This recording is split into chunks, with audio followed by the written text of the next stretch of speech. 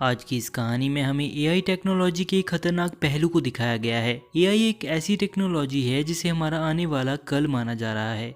No doubt ये बहुत काम की इन्वेंशन है, लेकिन याद रखिए सिर्फ एक गलत कमांड से ये हम सब के लिए खतरा बन सकती है।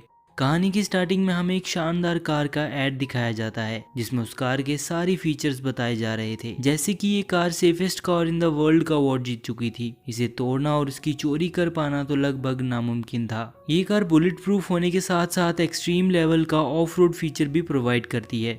ये एक एआई बेस्ड कार है जिसे एक ऐप के थ्रू फोन से भी कंट्रोल किया जा सकता है। इसमें एलेक्सा की तरह एक वर्चुअल असिस्टेंट भी इंस्टॉल किया गया था जिसका नाम लिलिथ है। वहीं अगले सीन में हम सैंड्रा नाम की एक औरत को उसी कार में देखते हैं जो कि अपने 2 साल के बेटे डेविड के साथ अपनी मां के घर जा रही होती है। उसके पति का नाम कार्ल होता है जो कि पेशे से एक पायलट था। तभी कार्ल उसे फोन करके बताता है कि फ्लाइट लेट होने की वजह से आज वो घर नहीं आ पाएगा। वो एयरपोर्ट के पास ही एक होटल में रुकने वाला है। जिसके बाद डेविड कार में बैठे बैठे परेशान होने लगता है तो सैंड्रा उसे अपना फोन दे देती है ताकि वो थोड़ा बिजी रहे।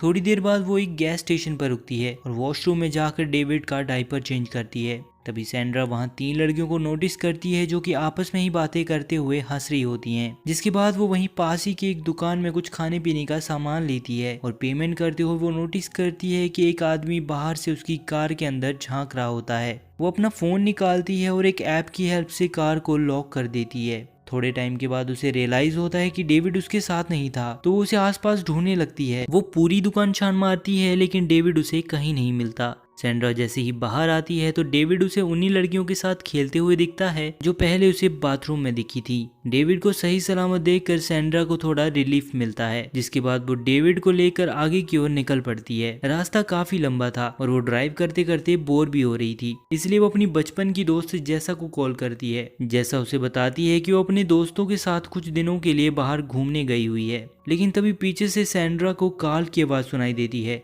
जिससे सैंड्रा को पता चल जाता है कि कार्ल उससे झूठ कह रहा था और उसका जैसा के साथ अफेयर चल रहा है। सैंड्रा कार्ल को फोन भी करती है लेकिन अब वो उसका फोन नहीं उठा रहा होता, जिससे वो और भी ज्यादा फ्रस्ट्रेट हो जाती है। जिसके बाद वो अपना प्लान कैंसिल करके वापस अपने घर की ओर निकल पड़ती है और अब उसे दोबारा 320 माइल्स का सफर तय करना था। तभी कार की वर्चुअल असिस्टेंट लिलिथ उसे इन्फॉर्म करती है कि मेन हाईवे पर एक बहुत बड़ा एक्सीडेंट हुआ है जिससे उन्हें घर पहुंचने में देरी हो सकती है। साथ ही लिलिथ उसे एक शॉर्टकट रास्ता भी सजेस्ट करती है जो कि एकदम कच्चा और वीरान इलाके से होते हुए गुजरता था। सैंड्रा जो कि अब किसी भी हालत में बस घर पहुंचना चाह रही थी, वो बिना सोचे समझे वो शॉर्टकट रास्ता चूज कर लेती है। थोड़ी देर बाद अंधेरा हो जाता है। रास्ते में इतनी धूल उड़ रही होती है कि सैंड्रा को ड्राइव करने में भी काफी दिक्कत आ रही थी। रास्ते में उसे ऐसी कोई भी जगह नहीं दिखती जहां वो रुक कर थोड़ा आराम कर सके, इसलिए वो बिना रुके यूं ही चलती रहती है। तभी आगे जाकर अचानक उसे रास्ते में एक पावर स्टेशन दिखता है, लेकिन वो वहां नहीं रुकती क्योंकि वो ऐसी सुनसान जगह पर रुकने का रिस्क नहीं ले सकती थी। ये रास्ता इतना सुनसान था कि जंगली जानवरों के अलावा यहाँ और कोई भी नहीं था। सैंड्रा काफी नर्वस थी और इसी बीच वो अपना फोकस खो देती है, जिससे कार एक हिरन से टकरा जाती है जो कि रोड क्रॉस कर रहा होता है। इससे डेविड रोने लगता है और उसे चुप कराने के लिए सैंड्रा दोबारा उसे अपना फोन दे देती है। सैंड्रा जल्दी से गाड़ी के बाहर निकल कर देखती है कि वो हिरन अब मर चुका था और साथ ही वो गाड़ी के अगले हिस्से में जाकर अटक गया होता है। उसे निकालने की कोशिश भी करती है लेकिन वो नाकाम रहती है। इस सिचुएशन को हैंडल करते करते वो ये भूल चुकी थी कि उसका फोन कार के अंदर बैठे डेविड के पास है जो कि उसके साथ अभी भी खेल रहा होता है। तभी डेविड गलती से उस कार का ऐप ओपन करके उसका वोल्ट मोड ऑन कर देता है, जिससे कार पूरी तरह से लॉक हो जाती है। असल में ये फीचर गाड़ी के अंदर बैठे इंसान को बाहर की डिस्टर्बेंस और हर प्रकार के खतरे से बचाने के लिए इंस्टॉल किया गया था। सैंड्रा डोर ओपन करने की कोशिश भी करती है लेकिन अब देर हो चुकी थी। तभी सैंड्रा बाहर से डेविड को वोल्ट मोड ऑफ करने को कहती है, लेकिन उसे सैंड्रा की आवाज नहीं सुनाई दे रही होती और वो अभी भी फोन के साथ ही खेल रहा होता है। इसे सैंड्रा पैनिक करते हुए उस पर जोर जोर से चिल्लाने लगती है। उसे इस तरह देखकर डेविड डर के मारे फोन को सीट के नीचे गिरा देता है। सैंड्रा एक पत्थर की हेल्प से गाड़ी का शीशा तोड़ने की कोशिश करती है लेकिन उस पर एक स्क्रैच तक नहीं आता। ये कार इतनी मजबूत थी कि इसे तोड़ पाना सैंड्रा के बस की बात नहीं थी। जब सैंड्रा की सारी कोशिशें नाकाम रहती हैं तो वो उसी पावर स्टेशन पर जाने का फैसला करती है जो कि उसे कुछ देर पहले दिखा था। कुछ देर चलने के बाद वो पावर स्टेशन पे पहुंच जाती है जहां इस वक्त कोई भी नहीं होता। जिसके बाद वो वहां से एक टॉर्च और बड़ा सा रेंच लेकर निकल जाती है। वहां पहुंचकर वो कार के ऊपर चढ़ जाती है और रेंच की हेल्प से कार की विंडशील्ड तोड़ने की कोशिश करती है, बट अनफॉर्चुनेटली रेंच से भी उस पर कोई असर नहीं पड़ रहा होता। तभी सैंड्रा नोटिस करती है कि डेविड को कार के अंदर सांस लेने में दिक्कत हो रही होती है। वो उसे थोड़ा काम डाउन करती है जिससे डेविड को नींद आ जाती है। इतना सब के बाद सैंड्रा भी थक चुकी थी और वो कार के ऊपर ही सो जाती है। अगले दिन जब सैंड्रा की नींद खुलती है तो वो उठकर सबसे पहले डेविड को चेक करती है, जो कि भूख के कारण काफी ज्यादा कमजोर लग रहा था। वक्त बीत रहा था और वहाँ गर्मी भी बढ़ती जा रही थी। सैंड्रा बिल्कुल हेल्पलेस हो चुकी थी। उसे इस वीरान जगह पर हेल्प मिलने की कोई उम्मीद नहीं होती, तो वो डिसाइड करती है कि वो डेविड को कार में ही छोड़कर कहीं से कोई हेल्प लेकर आएगी।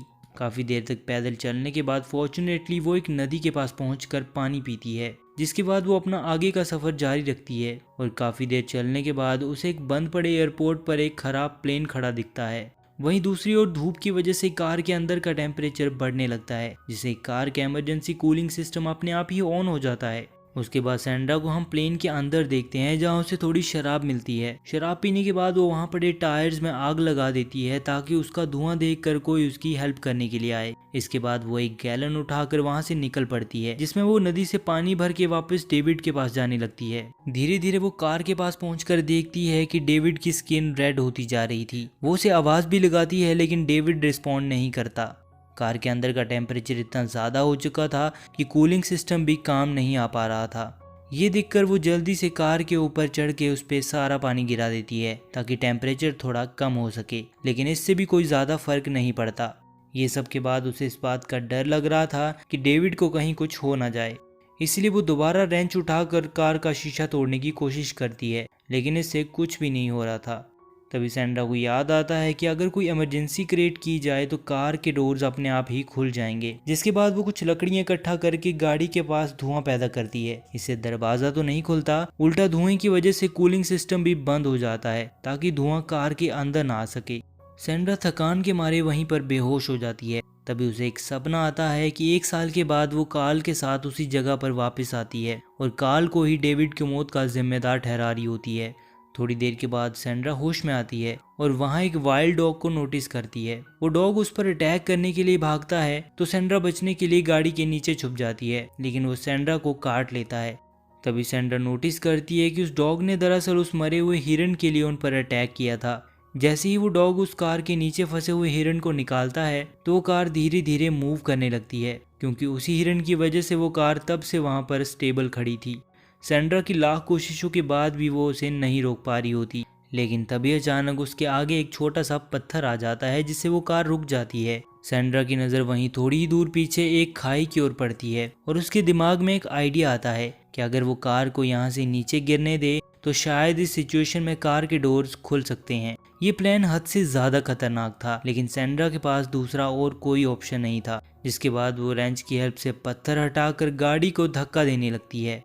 जैसे ही कार डेविड को लेकर नीचे गिरती है तो उसके एआई सिस्टम को रियलाइज हो जाता है कि कार एक सर्टेन हाइट से नीचे गिर रही है, जिससे उसका सुपर सेफ्टी मोड ऑन हो जाता है। वो कार बिना कोई पलटा खाए एकदम सेफली नीचे गिरती है और डेविड भी अंदर बिल्कुल सेफ था। इस इमरजेंसी सिचुएशन में कार के डोर्स अपने आप खुल जाते हैं। सैंड्रा जल्दी से गाड़ी के पास पहुंचकर डेविड को कार से बाहर निकालती है और उसके कपड़े उतार कर उसे थोड़ा कूल डाउन करती है।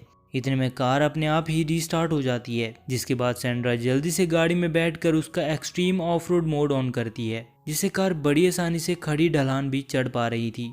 जिसके बाद सैंड्रा डेविड को लेकर सीधा हॉस्पिटल की ओर निकल जाती है। लास्ट सीन में हम डेविड को हॉस्पिटल में देखते हैं, जहां वो होश में आकर सैंड्रा को पुकारता है, जिससे सैंड्रा काफ़ी ज़्यादा इमोशनल हो जाती है। और इस तरह आज एक माँ अपने बच्चे को बचाने में कामयाब हो चुकी थी।